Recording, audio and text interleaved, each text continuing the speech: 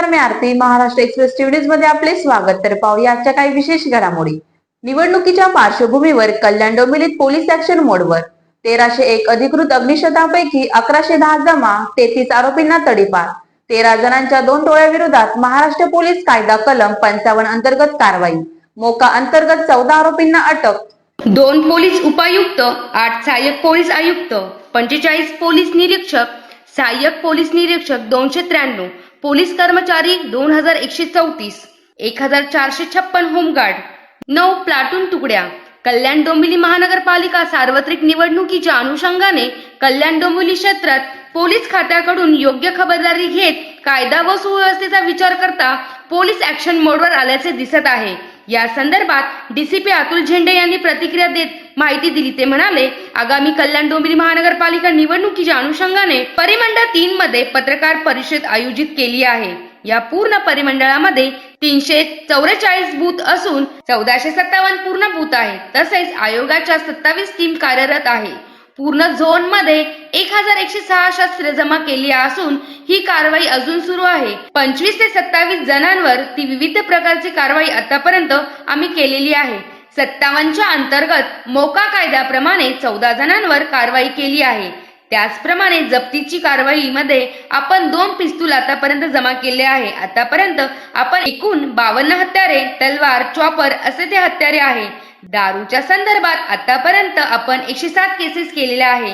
40 litre पेक्षा जास्त मुद्देमालाला आपण जप्त केले आहे. अंमली पदार्थांच्या अनुषंगाने आपण 3 केसेस केले आहे. अशा प्रकारे कल्याण डोंबिवली क्षेत्रात केलेल्या कारवाईची तसेच पूर्वतयारीची सविस्तर माहिती डीसीपी अतुल झेंडे यांनी दिली आहे.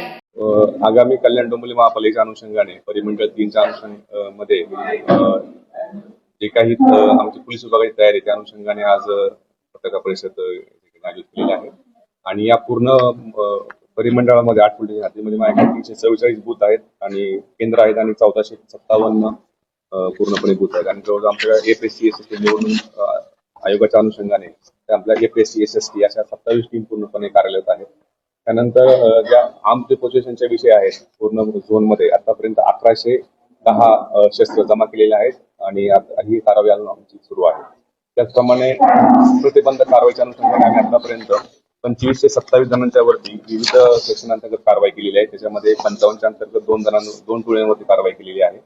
नंतर 56च्या अंतर्गत 28 जणांवरती कारवाई केली आहे. 57च्या अंतर्गत 3 आरोपींच्यावरती, मोका प्रमाणे 1 कारवाई केली, त्यामुळे 14 आरोपी आहेत. एमपीडीए प्रमाणे 1, अशा एकूण 25 ते 27 जणांच्या वरती आपण प्रिव्हेंटिव्ह ऍक्शन आता या निवडणूक काळामध्ये केलेली आहे.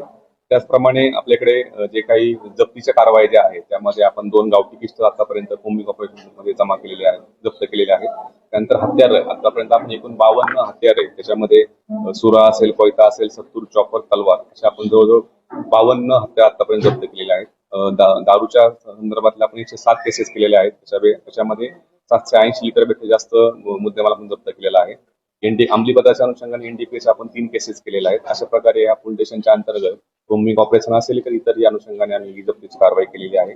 आपल्याकडे आतापर्यंत आम्ही 4 ठिकाणी कोम्बिंग ऑपरेशन केलेलं आहे. रूट मार्च आपण 9 ठिकाणी केलेला आहे आणि ही जी कारवाई जी आहे त्या अशा प्रकारे आपल्याकडे सुरू राहणार आहे. त्याचप्रमाणे मतदानाच्या वेळेस सुद्धा आम्ही जसं विधानसभेच्या वेळेस ड्रोनचा वापर केला होता, यावर्षी सुद्धाही आपण 24 ड्रोन पूर्णपणे परिमंडळामध्ये आपण त्याचा वापर करणार आहोत. विविध ठिकाणी ज्या ठिकाणी गर्दी ठिकाण आहे, काही सेन्सिटिव्ह एरिया आहे.